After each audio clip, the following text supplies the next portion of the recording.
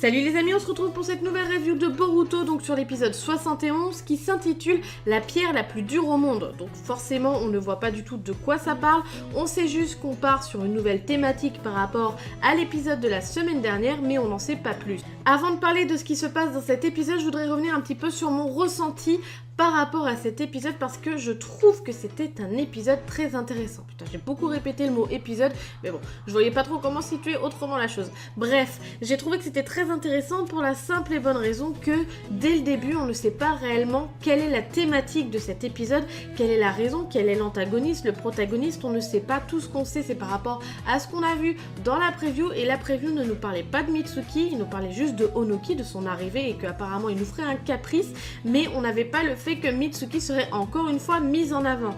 D'ailleurs, parlant de Mitsuki, il a quand même un rôle très important dans cet épisode, mais il n'y a pas que ça, puisque dans les épisodes précédents, on avait quand même déjà quelques flashs, quelques moments où Mitsuki était vachement mise en avant par rapport à son entraînement avec Orochimaru, par rapport à sa relation naissante ou pas avec Shosho. On a vraiment une mise en avant sur Mitsuki par rapport à des questionnements, enfin on n'a que des questions par rapport à ce personnage, et on sent que lui aussi a plein de questions par rapport à lui-même, et je pense que au final ce n'est pas Onoki le protagoniste de cet épisode, mais Mitsuki par rapport à ce qu'on va voir cette semaine quoi. Bref, on va parler directement de l'épisode, et comme je vous l'ai dit, Mitsuki est extrêmement mise en avant, tellement que c'est lui qui apparaît dès le début de cet épisode avec des souvenirs du petit arc qu'il avait eu à son sujet quand il voyait son lui adulte, lui du futur, je ne sais pas trop comment l'interpeller, comment l'appeler, bref, son lui adulte, et Orochimaru qui se battait pour lui faire comprendre qu'il fallait qu'il choisisse un camp, et en gros on comprend que Mitsuki, tout ce qui lui manque, c'est tout simplement de la volonté. En fait, on ne sait pas réellement comment est-ce qu'il va se situer, dans quel camp, pourquoi, on ne sait pas. Tout ce qu'on voit là, c'est que donc il se remémore ce souvenir, qu'on le voit en passer en mode ermite, et ensuite qu'il se réveille. Et d'ailleurs, petite interrogation, il se réveille et il nous dit comme quoi que c'est la première fois qu'il rêve, que lui aussi est capable de rêver, comme si c'était quelque chose d'incroyable pour lui. Donc est-ce que Mitsuki serait arrivé au stade où il ne se considère pas comme un être humain, et donc il ne considère pas que lui ait le droit ou la capacité de rêver? On ne sait pas réellement. Mais il y a un autre détail aussi qui m'a un peu choqué dans cette micro-scène, c'est tout simplement le fait qu'on ait un focus sur sa table de nuit, et que sur sa table de nuit, il y ait une photo de Boruto. Moi personnellement je trouve ça quand même assez malsain, même si on sait très bien que Mitsuki a quand même un ressenti assez spécial par rapport à Boruto. Je trouve que le fait que ils mettent ça autant en avant et de cette façon là, je trouve ça vraiment très malsain. Honnêtement, on se croirait limite dans un yaoi, je sais pas, il se passe quelque chose entre Boruto et Mitsuki, et c'est assez bizarre, et ça c'est encore mis en avant plus tard dans l'épisode. Par la suite, donc, on est en journée et on rejoint l'équipe 7 qui apparemment est dans un fast-food, et il y a avec eux Shosho. Donc premier questionnement, pourquoi Shosho est là? Pourquoi est-ce qu'elle est avec eux et non pas avec son équipe? Est-ce que c'est parce que c'est l'amie de Sarada et donc elle vient passer du temps avec Sarada, ou est-ce que c'est par rapport à non pas l'épisode de la semaine dernière mais celui d'avant, donc le moment où on a eu 3 épisodes d'affilée sur Shosho, rappelez-vous? Est-ce que c'est pour nous mettre en avant le fait que Shosho, elle a le béguin pour Mitsuki, et nous mettre potentiellement en avant le futur couple Shosho-Mitsuki? Je ne sais pas, mais pourquoi est-ce qu'elle est là? Honnêtement, il n'y a pas réellement de raison, parce que ça aurait pu être fait autrement, puisque plus tard, on a donc Shikadai et Inojin qui vient les rejoindre, et donc il y a une petite histoire par rapport à Inojin, mais donc avant d'en parler, pourquoi est-ce que Shosho est là avant eux, alors qu'au final, elle aurait pu rejoindre l'équipe 7 en même temps qu'eux? Il n'y a pas réellement d'impact, donc je comprends pas trop pourquoi est-ce qu'ils ont mis ce personnage avec l'équipe 7 alors qu'elle aurait pu rejoindre après. Est-ce que c'est vraiment pour nous mettre en avant le futur couple Shosho-Mitsuki? Honnêtement, je me pose des questions, j'ai un peu peur d'ailleurs, et d'ailleurs j'y pense là tout de suite, vous avez quand même été assez nombreux à me dire comme quoi que dès le début vous aviez vu Shosho avec Mitsuki, et que ce serait potentiellement vraiment un couple viable au sein de cet univers. bah apparemment il y a que moi qui trouve ça un peu bizarre parce que Mitsuki, je le vois pas du tout être en couple. C'est comme si vous voyez Orochimaru avec un homme ou une femme en fait. Je trouve ça assez bizarre. Je trouve pas que ce soit un personnage qui soit fait pour être avec quelqu'un et faire sa vie, etc. Donc honnêtement, ouais, je trouve ce sujet assez intéressant. N'hésitez pas à me dire si vous êtes pro ce couple-là, pourquoi, et enfin tout ça dans les commentaires. Je suis vraiment intéressée par ce sujet parce que moi je trouve ça plutôt assez étonnant, quoi, tout simplement. Bref, avant l'arrivée de Shikadai et Inojin, on a le droit encore une fois à un moment d'interrogation par Mitsuki parce que, donc ils sont dans ce restaurant parce que Mitsuki a envie de manger et apparemment c'est un fait assez rare, donc encore une fois, un fait qui est mis en avant sur le fait que Mitsuki ne se comporte pas comme un humain normal et Boruto va lui dire comme quoi que, enfin, Mitsuki fait comprendre qu'il ne sait pas quoi choisir, quoi. Et il demande à Boruto qu'est-ce qu'il choisit et Boruto lui dit tout simplement tu choisis ce que tu veux, quoi. Et au final, il va choisir ce que Boruto choisit d'habitude. Donc là, encore une fois, on a une mise en avant du manque de volonté, du manque de prise de décision de Mitsuki, et on ne sait pas réellement où est-ce que ça va nous mener, mais c'est vraiment énormément... Enfin ouais, beaucoup de faits qui sont mis en avant par rapport à Mitsuki, par rapport au fait que au final il n'a pas l'air d'être maître de son destin, maître de ses choix. Au final tout ce qu'il fait c'est suivre la vague, suivre des ordres peut-être, ou juste se copier par rapport à Boruto et donc forcément ne pas avoir de sa propre volonté, sa propre décision. Comme je vous l'ai dit, Shikadai et Inojin rejoignent l'équipe 7 et Shosho. Et d'ailleurs, Inojin se pointe tout simplement avec un poussin à l'épaule. Et en gros, on comprend que son histoire, c'est tout simplement que la veille, ils ont une mission à faire dans un poulailler et que Inojin a chopé un œuf pensant qu'il venait d'être pondu et que l'œuf lui a tout simplement éclos dans les mains et que le poussin l'a vu et donc forcément a cru que c'était sa maman. Et donc en gros la thématique là-dessus c'est que le poussin se laisse imprimer une image dans la tête et forcément l'image qu'il va avoir de la personne, de l'individu ou de la créature qui va le voir en premier va être directement considérée comme sa maman. Et à partir de là Mitsuki va encore une fois se poser plein de questions parce que il va se dire est-ce que par hasard le fait de son attachement envers Boruto ne serait pas dans le même principe la première image qu'on lui a fixée en tête à sa naissance entre guillemets et que ce serait pour ça donc qu'il serait autant attiré par Boruto à vouloir le suivre, etc. Donc en gros là il se pose plein de questions, etc. Il va en parler d'ailleurs à Boruto et Sarada et Boruto va lui dire oui mais ça ne marche que avec les poussins, nous les êtres humains ça ne fonctionne pas comme ça, on a notre propre volonté. Mais là encore on est face au même problème, à la même problématique envers Mitsuki. Mitsuki manque de volonté, ne sait pas quoi faire, ne sait pas prendre de décision tout seul. Tout ce qu'il sait faire, c'est suivre Boruto, suivre les gens et écouter les ordres qu'on lui donne. Donc là, on a quand même pas mal de questionnements et d'événements qui se situent que autour de Mitsuki au début de cet épisode. Parce que oui, là, on est vraiment qu'au début de l'épisode. L'événement principal de cet épisode, c'est le fait qu'il y ait le conseil des 5 Kage, mais qui n'est pas un conseil normal, puisqu'il y a les prédécesseurs également qui sont présents, ce qui justifie la présence d'Onoki, la balance, au sein de Konoha. La thématique de ce conseil, c'est tout simplement l'attaque des Otsutsuki. Qui est la façon qu'on nous l'a balancé, clairement pour moi j'ai vu ça juste comme du remplissage pour gratter des minutes au sein de cet épisode, parce qu'en gros ils nous disent comme quoi que ils ont peur d'avoir une nouvelle attaque des Otsutsuki parce que il y a toujours le 3e membre des Otsutsuki qui est en fuite, qu'ils n'ont pas trouvé, donc celui à la canne à pêche, et donc ils ont peur qu'il y ait une nouvelle attaque. Et sauf que là Shikamaru va clairement trouver l'excuse du siècle et qui va dire non mais ça va les frères, on a le time avant de se faire encore une fois démonter la gueule par les Otsutsuki parce que leur technique spatio-temporelle, dimensionnelle, pardon, excusez-moi, enfin leur truc qui permet de venir et nous casser les couilles, ça demande beaucoup de chakra. Donc le temps qu'ils réunissent du chakra, on a le temps de voir venir, quoi. Voilà. En gros, ça a été ça la thématique de ce conseil. Juste nous dire, en fait, on a peur, mais ça va, on a le temps. Donc honnêtement, j'ai trouvé ça un peu débile. Ils auraient pu faire en sorte d'avoir un vrai sujet de conversation, un vrai truc, une vraie énigme par rapport aux Otsutsuki. Non, le seul truc qu'on nous dit, c'est ouais, ils font une réunion parce qu'ils ont peur qu'il y ait une nouvelle attaque des Otsutsuki, mais ça va, on a le temps. Ça va pas être demain qu'ils vont attaquer. Honnêtement, c'est vraiment juste fait pour gratter des minutes dans cet épisode pour faire du remplissage. Parce que là, et trouver une excuse de pourquoi Onoki serait au sein de Konoha. Et d'ailleurs, pareil, on comprend pas réellement la présence des prédécesseurs Kage, quoi. Enfin, des Kage prédécesseurs, excusez-moi. Parce qu'au final, les 3 qui sont présents dans la salle, ils sont en train de se bouffer des clémentines. Limite, c'est leur passion d'éplucher leur putain de clémentine. Et l'autre, il fait du tourisme. Donc, en soi, leur présence, ça sert strictement à rien. Surtout si la thématique du conseil, c'est juste... on va se faire attaquer, mais c'est pas tout de suite, on a le temps. Enfin, je comprends pas trop la démarche de la chose, ça a encore été fait de façon très maladroite et c'est bien dommage. On a quand même pas mal de thématiques dans cet épisode. La principale, je pense, c'est par rapport à Mitsuki, par rapport à ses questionnements selon sa personne, etc. Mais il y a également une autre thématique qui est mise en place et qui justifie le titre de cet épisode, pardon. C'est tout simplement Naruto qui s'est pris pour Julien Lepers dans Question pour un champion et qui va poser une question totalement tordue à son fils. On ne comprend pas pourquoi, enfin pas tout de suite. C'est tout simplement, selon lui, quelle est la pierre la plus dure au monde. Et honnêtement, même moi, j'ai pas compris où est-ce qu'il voulait en venir. Logiquement, quand tu essaies de mettre en place une thématique pour qu'il y ait ensuite une morale, eh bien, il faut qu'il y ait un contexte qui permette donc de mettre en place cette thématique et ensuite cette morale.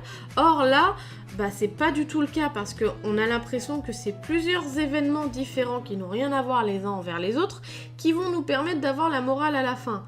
Sauf que bah, ça marche pas. Au final, on comprend pas du tout quel est le but de la démarche et c'est seulement à la fin, quand on a la réponse à cette question, qu'on se dit c'était pour ça. Vous voyez, en fait, on est complètement mené en bateau tout au long de l'épisode et ça a été très mal fait. Ça aurait été, enfin, la question aurait été posée par quelqu'un à Mitsuki, ça aurait été logique parce que bah, c'est lui le sujet principal à ce questionnement sur la volonté. Mais pourquoi est-ce que Naruto vient dans cette thématique et vient poser cette question à la con alors qu'au final, il n'y a aucun événement, aucune chose se sont passées pour que le mec pose cette question à sa progéniture. Vous voyez ce que je veux dire? Enfin, je trouve qu'encore une fois que ça a été très mal mis en place et que c'est dommage parce que bah, l'effet escompté n'a pas du tout... Enfin, l'effet attendu n'a pas du tout été l'effet escompté. Donc, ouais, honnêtement, ça aurait pu être largement mieux fait. Comme je vous l'ai répété quand même pas mal depuis le début de cette review, la thématique principale, c'est le manque de volonté de Mitsuki, le manque de prise de décision et tout, le manque d'humanité tout simplement.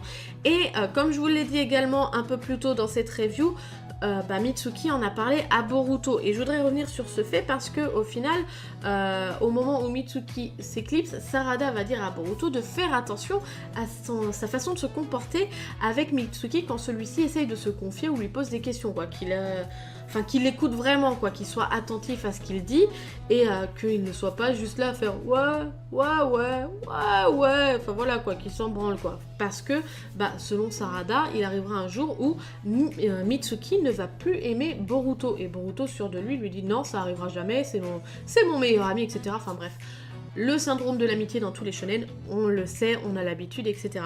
Moi maintenant, ma question, c'est pourquoi est-ce que Sarada vient à dire que, si ça se trouve, Mitsuki bientôt n'aimera plus Boruto? Est-ce que ce serait un avertissement pour nous avertir du fait que Mitsuki va peut-être trouver sa volonté et va tourner le dos à Boruto et que là donc il aura son moment de rébellion? Ou est-ce que c'est pour nous vendre du rêve et qu'au final Mitsuki sera toujours le toutou de Boruto? Je ne sais pas, honnêtement c'est la question principale que j'ai eue dans cet épisode en le visionnant. Comme je vous l'ai dit donc dans la preview de la semaine dernière pour cet épisode là, on nous vendait comme quoi que Onoki la balance serait présent au sein de Konoha et on le sait, il est censé être présent à la réunion des 5 Kage mais il ne l'est pas. Et Naruto va lancer une équipe de recherche pour retrouver le vieux croulant. Pourquoi encore une fois? On ne sait pas parce qu'au final, les prédécesseurs passent leur temps à éplucher des clémentines, donc autant le laisser à faire du tourisme. Bref, quand l'information va revenir aux oreilles de Boruto, Boruto va vouloir le trouver parce que tout simplement, comme il vient du pays qui maîtrise un petit peu les techniques en rapport avec la pierre, il a forcément la réponse à la question que son cher papa lui a posée. Donc en gros, honnêtement, parce que Naruto se faisait chier, il a posé une colle à son fils et lui ça le hante, ouh là là, il faut que je trouve la réponse vite. Et donc ils vont essayer, enfin ils vont même pas essayer, parce qu'au final ils vont juste admirer l'avis de recherche et au final c'est Onoki qui va venir à eux et qui va d'ailleurs critiquer cet avis de recherche en disant comme quoi que ce n'est pas du tout ressemblant. Donc au final on a cette rencontre avec Onoki qui en soi, pas du tout comme on nous l'avait vendu. Enfin, pas... Comment dire, on essaie de nous faire croire que l'équipe de Boruto va partir à la recherche d'Onoki alors qu'au final c'est lui qui les trouve. Et en plus de ça, il sait déjà qui est Boruto et qui est Sarada. Il est fort ce vieux quand même, hein. Bref. Et donc, leur rencontre se fait et Boruto va forcément poser la question à Onoki pour avoir la réponse, quoi. Et Onoki va lui dire comme quoi que, écoute... Tu me fais faire du tourisme dans Konoha, je te donne peut-être la réponse. Voilà, en gros, la thématique de la question de Naruto va être résolue avec une séance de tourisme au sein de la village de Konoha. C'est quand même vite résolu, quoi. Moi, à ce stade de l'épisode, j'étais en train de me demander si la thématique de cette question, donc quelle est la pierre la plus dure au monde, serait la thématique sur plusieurs épisodes. Parce que moi maintenant, je m'attends à tout, hein, parce qu'avec l'histoire de Shosho, là, ils ont réussi à nous la tenir pendant 3 épisodes. Je me dis que peut-être qu'avec une question à la con, à la Motus, ils vont réussir à nous le tenir sur 5 ou 6 épisodes, hein, on sait pas. Hein. Mais au final, on a la réponse à la fin, donc non, ça va juste durer cet épisode-là, mais ce n'est pas la vraie thématique de cet épisode, ça a juste un lien, encore une fois, avec la thématique principale, qui par contre, celle-ci, va durer plus longtemps. Donc on le sait, juste avant que Onoki se pointe devant notre équipe 7, eh bien Sarada va sortir sa science, va nous la jouer un peu à la Hermione Granger en parlant un peu des faits historiques de cet homme, comme quoi que c'était un ninja exceptionnel et qu'en plus de ça, eh bien c'était un ninja qui maîtrisait le Jinton, qui est donc une capacité hyper rare. Et le Jinton, c'est une capacité qui permet de transformer tout et n'importe quoi en de toutes petites particules. Et Boruto, quand il va rencontrer Onoki, ne le croira pas capable de maîtriser cette technique. Et bien ce sera un problème vite résolu parce que à la fin de leur visite guidée de la ville, eh bien ils vont se pointer devant un chantier et on a vu la chose venir à des kilomètres. Forcément, il y a une grue, la grue elle va lâcher et là il va y avoir un accident qui va pointer le bout de son nez, mais c'est bon, Onoki intervient et va donner un petit peu tout le reste, enfin tout ce qui lui reste de vie dans cette technique pour pouvoir sauver l'individu qui allait être écrasé par cette poudre. Et d'ailleurs, moi personnellement, j'ai un peu flippé parce que je me suis dit, quand on le voyait vraiment au bout du rouleau, Onoki, je me suis dit, mais il va nous claquer dans les doigts à la fin de l'épisode parce qu'il le répète tellement du fait que c'est le caprice d'un vieil homme qui n'en a plus pour longtemps, que tu te dis, attends, il va peut-être nous clamser avant la fin de l'épisode. Et donc là, on se retrouve avec un Onoki qui est carrément au bout de force, qui va s'évanouir et qui va avoir un flash sur un enfant qu'on va apprendre qui est son petit-fils et qui apparemment n'a plus l'air d'être de ce monde. Pourquoi ? On ne sait pas, on voit bien que cet enfant a un lien également avec le Kage de son village. Est-ce que c'est son enfant? Est-ce que c'est son cousin? On sait juste que c'est son petit-fils, donc on ne sait pas réellement quel est le lien avec le Kage actuel. Donc on a plein de questionnements par rapport à cet enfant, mais est-ce que c'est des questionnements qui vont aboutir à quelque chose ou est-ce que c'est juste, encore une fois, pour faire du remplissage? Parce qu'au final, là encore, on nous vend un individu, on ne sait pas qui il est, on ne sait pas d'où il vient, on ne sait pas réellement à quoi s'en tenir au final. Est-ce qu'il va avoir de l'importance dans les épisodes qui vont venir ou pas? Parce que après ça je reviendrai à ce moment-là, mais au niveau de la preview, on n'a pas de présence d'Onoki dans l'épisode de la semaine prochaine. Enfin, il n'a pas l'air d'être là. Donc est-ce que ça, encore une fois, c'est juste pour qu'on se pose des questions inutilement, et qu'au final, on n'ait pas de réponse par rapport à ce personnage qui, moi, me fait quand même vachement penser à Obito quand il était petit. Bref, après ça, ce n'est que mon avis, hein, mais je ne sais pas. Honnêtement, j'ai beaucoup de questionnements par rapport à ce personnage, par rapport à ce Flash. Je ne sais pas du tout où est-ce que ça va nous mener. Bref, après ça, on arrive à la fin de l'épisode et Onoki, au bout de ses forces, va quand même se décider à donner la réponse à notre équipe, donc à Boruto, Sarada et Mitsuki, en leur posant d'abord une colle, une épreuve tout simplement avec 3 cailloux, et il va leur demander de choisir celle qui, selon lui, selon eux, sera la pierre la plus dure au monde. Et ils sont un peu... voilà quoi, ils se disent ouais on va en choisir une quand même, sauf Mitsuki qui lui dit moi je ne joue pas. Bref. Et au final la morale c'est que il n'y a aucune des 3 pierres qui est la plus dure. La pierre la plus dure, c'est tout simplement la volonté. Et tant que tu as la volonté, en gros, tu peux être capable de tout faire. Voilà, en gros, c'était ça l'épreuve, c'était ça la réponse. La pierre la plus dure au monde, c'est la volonté. Donc là, on a Boruto et Sarada qui s'éclipsent de façon logique et Mitsuki qui se retrouve seul avec Onoki et Onoki va lui dire « Toi, tu n'es pas encore sûr de ta volonté. » Et Mitsuki va lui dire « Oui, effectivement, je ne sais pas ce qu'est la volonté et je ne sais pas réellement comment l'avoir. » Et en gros, Onoki va lui sortir un truc que même moi, honnêtement, j'y ai pas cru. C'est, en gros, il va lui dire « Si tu te fais taper sur la gueule ou que tu te tapes la gueule contre un mur plusieurs fois et que tu as un caillou dans ta main et que tu le gardes à chaque fois que tu te tapes sur la gueule, c'est que ta volonté, elle est là. » Ouais, ok. D'accord, mais j'irai pas taper contre un mur, pour avoir de la volonté. Enfin voilà, c'était assez bizarre, c'était assez mal fait. Enfin, j'ai pas compris réellement quel était le but de cette conversation, de cette thématique, parce qu'au final, on arrive toujours au même point. Mitsuki ne sait pas du tout ce qu'est la volonté, il ne sait pas du tout ce qu'est la prise de décision, et au final, on ne sait pas du tout comment ça va aboutir. Dernière scène de l'épisode, et l'épisode, on va le terminer comme on l'a commencé, c'est-à-dire avec Mitsuki qui rentre chez lui et qui va s'apercevoir que quelqu'un est rentré chez lui, parce que la fenêtre sera ouverte, donc il y aura un courant d'air, ses cheveux vont se bouger au vent, bref, il y a une trace de sable sur le sol et en plus de ça, sur le lit, il y a une lettre. On ne sait pas réellement ce que c'est et la scène juste après, c'est Mitsuki qui va brûler cette lettre qu'il a l'air d'avoir ouvert et donc lu et qui a l'air d'avoir... je ne dirais pas une détermination différente, mais qui a l'air d'être différent. Et juste après ça, on a le droit à un petit flash où on voit 2 gardes de Konoha qui vont se faire attaquer par une personne qui maîtrise le Reiton. Donc maintenant, moi, j'en reviens à ma question que je vous ai posée il y a quelques minutes dans la review, c'est est-ce que Mitsuki a enfin décidé de sa volonté et qu'il décide de se rebeller contre Boruto parce que Mitsuki gère le Reiton. Donc est-ce que c'est lui qui a attaqué les gardes? Est-ce que c'est lui qui se rebelle? Parce qu'en plus de ça, regardez-moi cette magnifique transition, on arrive à la preview et la preview on comprend que Mitsuki a apparemment disparu et il est le sujet de toutes les conversations parce que là on a toute une panoplie de personnages de Naruto, Boruto etc qui sont là à se poser des questions sur Mitsuki. On ne sait pas où est Mitsuki, on voit que Sarada et Boruto se posent énormément de questions sur Mitsuki, on ne sait pas du tout où il est mais qu'est-ce qui se passe?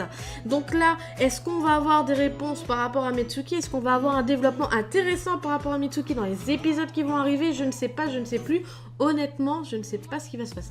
Cette nouvelle review sur Boruto se termine, j'espère qu'elle vous aura plu. N'hésitez pas à me le dire par commentaire et à me dire ce que vous avez pensé de l'épisode. Et également, si vous avez les mêmes questionnements que moi ou si vous en avez d'autres, si vous avez des théories, des thématiques qui pourraient arriver sur Mitsuki. Est-ce que Mitsuki va rester gentil ou est-ce qu'il va devenir méchant comme son papa? On ne sait pas. Likez et partagez la vidéo, ça me fera super plaisir. Et surtout, abonnez-vous à la chaîne si vous ne l'êtes pas. Sur ce, moi je vous laisse à la semaine prochaine. Tchuss!